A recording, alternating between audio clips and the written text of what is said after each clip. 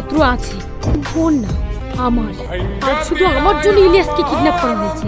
আমি কথা দিচ্ছি মা, আপনার ছেলে যেখানেই থাকুক আমি ঠিক খুঁজে বার করবো। চলুন অফিসার। এই ওঠ। কি ব্যাপার ম্যাডাম, আমাকে ধরছেন কেন? তুই বুঝতে পারছিস না কেন তোকে ধরছি? বল ইলিয়াসকে কোথায় রেখেছিস? ইলিয়াস? কোন ইলিয়াসের কথা বলছেন? বেশি চালাকি করার চেষ্টা করিস না, তাহলে এখানেই এনকাউন্টার করবি।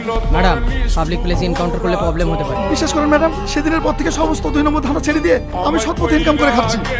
ক্রিমিনালের মুখ থেকে এই একই কথা শুনে থানায় নিয়ে গিয়ে যখন 3rd ডিগ্রি দেবো না, তখন বাপ বাপ করে বলতে বাধ্য হবি ইলিয়াস কোথায়।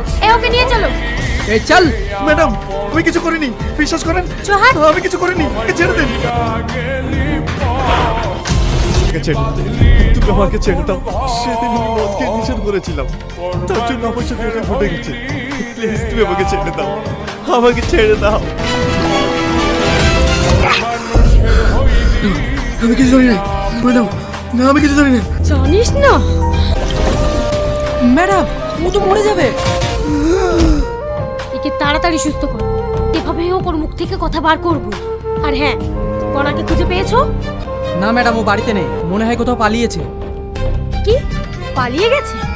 মঙ্গল গ্রহে তো আর যায়নি, পৃথিবীতেই আছে। যেভাবেই হোক তাড়াতাড়ি খুঁজে বার করবো। Okay madam.